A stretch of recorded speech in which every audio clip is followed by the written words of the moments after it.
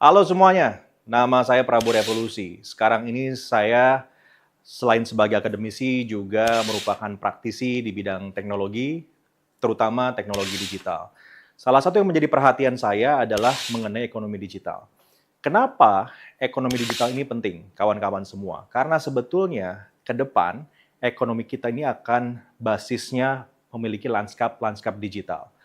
Kita bisa melihat berbagai macam contoh nyata bagaimana negara-negara maju menyandarkan sebagian besar ekonominya kepada ekonomi digital. Contohnya China, 45% GDP-nya dipengaruhi oleh ekonomi digital. Belum lagi kita bicara Amerika, Singapura, dan juga beberapa negara yang lain. Nah, Indonesia ini memang masih punya PR besar dalam memaksimalkan potensi ekonomi digitalnya. Nah, terkait ekonomi digital, yang menarik adalah bahwa ekonomi digital ini merupakan bagian dari ekonomi baru.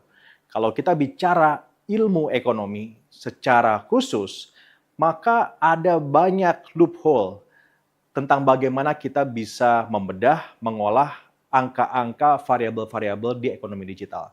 Dan inilah yang membuat begitu banyaknya mispersepsi, miskonsepsi orang-orang melihat ekonomi digital. Saya mau kasih satu pernyataan yang barangkali ya bisa dikatakan kontroversial. Ekonomi digital akan sangat sulit dibedah menggunakan formulasi ekonomi tradisional. Kita memerlukan terobosan-terobosan baru dalam melihat bagaimana mengkuantifikasi ekonomi digital. Memang ya sangat tidak mudah untuk mendobrak ya teorema-teorema ekonomi yang sudah berdiri dengan sangat tegak di ilmu keekonomian. Namun sebetulnya di beberapa disiplin ilmu yang lain, hal ini pun berlaku. Kalau kita ingat, dulu kita bicara fisika. Ya, fisika itu teori utamanya adalah teori Newton, F sama dengan M kali A. Namun, seiring dengan waktu, pada akhirnya ada begitu banyak gagasan-gagasan baru, ada banyak konstruksi-konstruksi berpikir yang baru, sehingga muncullah yang disebut dengan teorema Schrödinger, ataupun juga terakhir teoremanya Einstein, E sama dengan MC kuadrat. Kalau kita lihat, seakan-akan ya berbagai macam teorema ini saling bertabrakan, namun sebetulnya tidak, karena sangat bergantung pada konteks di mana teori itu digunakan. Hal yang sama juga berlaku untuk ekonomi digital. Jadi mungkin kalau kita melihat ekonomi digital dengan kacamata ekonomi tradisional, kita akan banyak sekali salah paham, salah kaprah, sehingga pada akhirnya kita melihat ekonomi digital itu sebagai ancaman. Padahal sebetulnya tidak.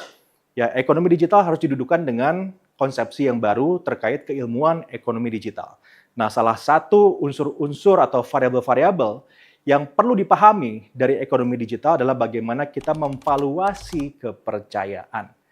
Iya, betul, kepercayaan. Jadi kalau selama ini kita berpikir bahwa kepercayaan itu tidak bisa dikuantifikasi, nah Anda salah besar. Karena ada begitu banyak terobosan-terobosan baru dalam hal mengkuantifikasi kepercayaan. Salah satunya yang diutarakan oleh Stephen Marsh. Saya akan coba lihat atau paparkan kepada kawan-kawan semua bagaimana kita memvaluasi kasus-kasus ekonomi digital. Salah satunya adalah Bitcoin yang memang sekarang sedang ramai dibicarakan.